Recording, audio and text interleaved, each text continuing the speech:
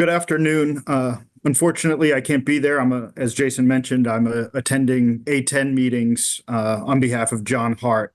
John Hart, I know he wishes he could be here, but underwent a recent medical procedure. So we're really looking forward to having him back soon in the office. Like I said, I know he wishes he could be here today. We're here today to announce that Richmond football is moving to the Patriot League in 2025. This is a result of a comprehensive university-wide review that commenced after the 2023 season, and we're excited about this move and the future of Spider football. Turn it over to President Halleck. Thanks, Ryan, and thank you for being here today. Today is an exciting day in the history of Spider athletics and specifically Spider football. Coach Huseman and I just spoke with coaches and players on the team. I first want to start by congratulating Coach Huseman on an outstanding season again in 2023, which included the CAA Conference Championship and a trip to the second round of the FCS playoffs. Coach Huseman has done an outstanding job here at the university, and we're truly grateful for his work to elevate our football program. So thank you, Russ. The institutions of the Patriot League are outstanding, both athletically and academically, and we're excited to join them for the 2025 football season. The University of Richmond is committed to providing our student athletes with the best opportunities for success, both in the classroom and on the field, as well as preparing them to lead lives of purpose. We believe the Patriot League is a great fit for our program, and we look forward to the coming years. Finally, I'd like to thank the CAA football for a great run over the last 17 years. Since 2007, Spider football has enjoyed great success in the CAA with 5 conference titles, an FCS national championship in 2008. I'd like to thank CAA Commissioner Joe D'Antonio for his many years of service and countless opportunities he's provided to all schools in CAA football.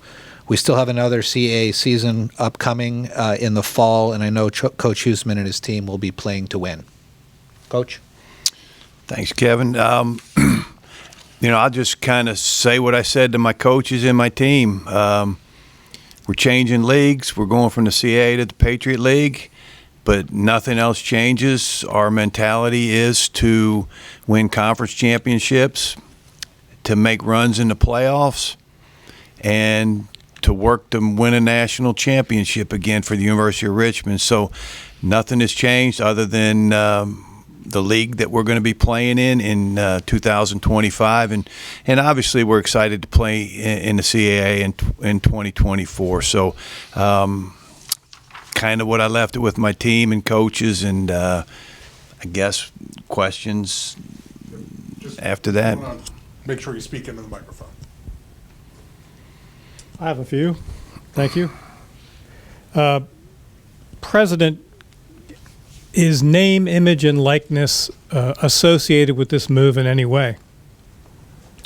There's a lot of changes in college sports. Name, image, and likeness is sort of an independent of this decision. Coach Huseman, will Richmond continue to offer 63 scholarships? I presume you do, which is the yes. FCS limit at this point. Correct. And you'll continue to offer 63? Yes. Do you have a sense as to what the Patriot League members will offer in terms of scholarships? I think Ryan, can you help me there? John O'Connor here from the Richmond Times-Dispatch.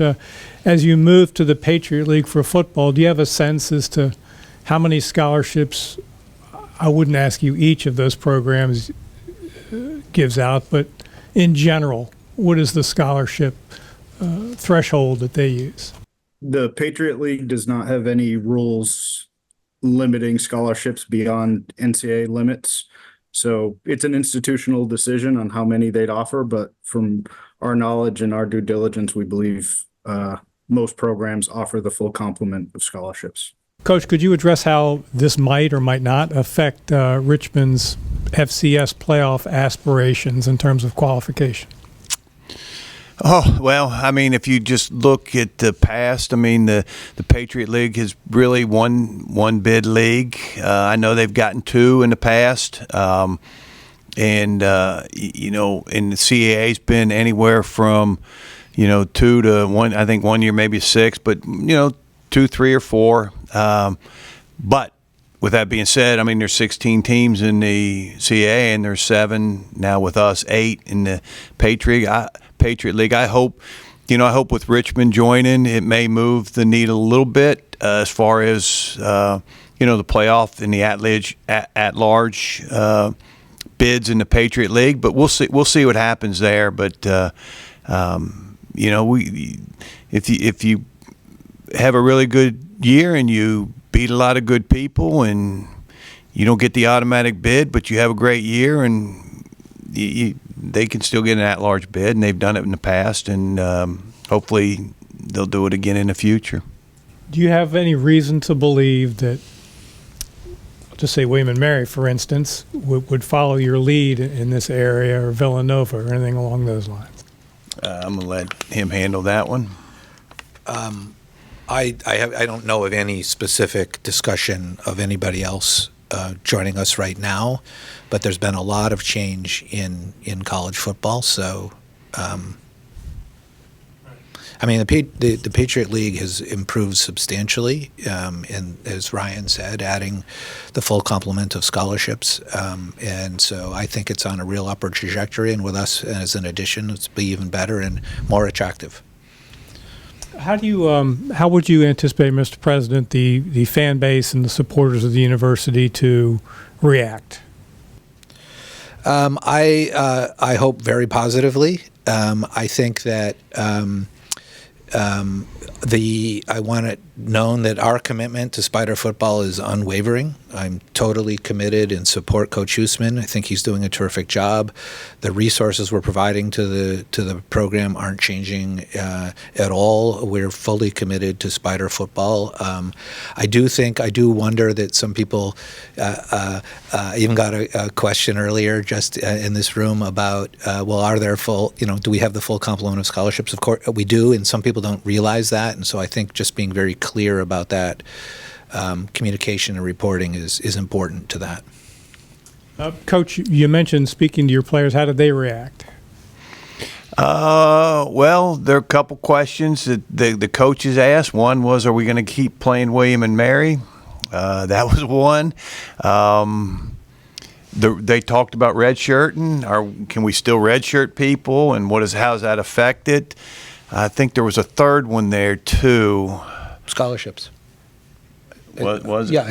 Yeah. I mean, maybe does it affect the number of scholarships or how many it's Patriot League? I can't remember, but I think one of the big questions was, are we going to play William and Mary forever? And the redshirt. I thought the redshirt one was really good because.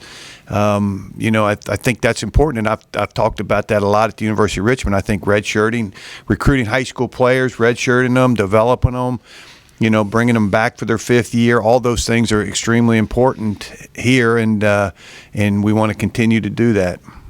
So could you answer those two questions? In terms of William and Mary, the answer is yes, you'll try to continue to play William and Mary? Go ahead. I'm absolutely committed to that, absolutely. And I think you are too. Absolutely. Yeah. The CAA, obviously there's a yin and the yang here. Was there a dissatisfaction with the CAA? And if so, in what area that caused you to search for a new home? I think that college football has changed dramatically. There have been a lot of moves in and out of the CAA in the last couple of years. We considered staying in the CAA as an option. And ultimately decided in the best interest of our student athletes and the university that joining the Patriot League is what we wanted to do. One last one, if I could. Coach, could you speak about how this might affect recruiting if it is?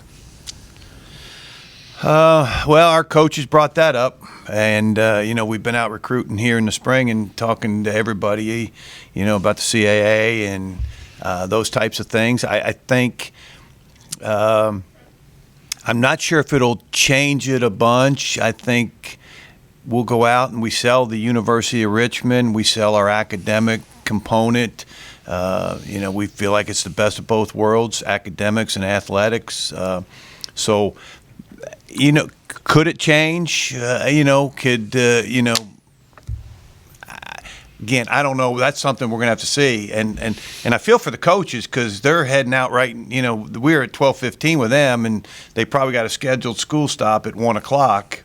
And I mean, it's tougher on them than it is on me right now, for sure.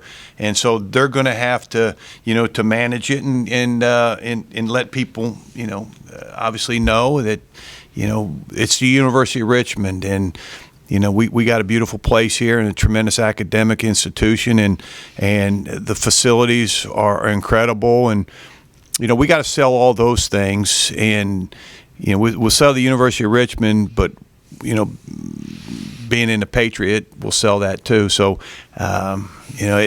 we'll find out pretty soon. I mean, they're going to be out this week, so we'll meet next Monday when we all get back in, and I'll see what kind of response they've gotten. John took most of my questions, but Coach. Yeah, he hogged it all today. Well, he's not normally a hog, though. Well, it's him though, Yeah. so you understand. Yeah. Coach, along the recruiting lines, on average, each year, are there kids that you compete with Patriot League teams for? Is how much of the recruiting are some of the same kids just because of the region, just because of the academics, things like that? How much of a change is it, and how many kids do you fight for each year with some of those schools? Again, I got to be a little careful on how specific I get, but I would say, let's just say we've got, and we're out there right now, and we're evaluating. We come back in and evaluate film. We probably may have 60 offers out now. I would guess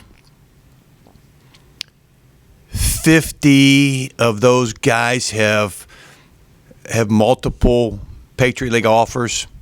So, yeah, we run across them, at least 75% of the time on everybody that we recruit, we run across them. So we'd actually, we recruit against the Patriot League more than we see William and Mary out there. So, yeah, I would say probably the majority of them have multiple Patriot League offers. Coach, I guess William and Mary's now a non-conference game. Have you given any thought to your philosophy on non-conference scheduling? Because if my math is right, you'll still have 3 other games that you can fill with non-conference. An 11-game season, yeah. I know some of them are already filled, but FBS team, or have you given any thought to 25 will be a 12-game season, so we're going to have to kind of find I'm sure. Oh, there he is back in the back, my guy. Huh? We got to find one, yeah. So we'll have to find one in 25. Have I given it thought? I would say probably there's going to be some Ivy Leagues involved in that, whether it's Yale, Princeton, Harvard, something along those lines. Again, I don't know. Steve and I got to talk about this, and we haven't yet. So, but most of it's filled for till when our out-of-conference schedule through 28. So, that we'll see what happens. But yeah, we'll have to find one in 25, obviously. FBS keep wanting to do that? Oh yeah.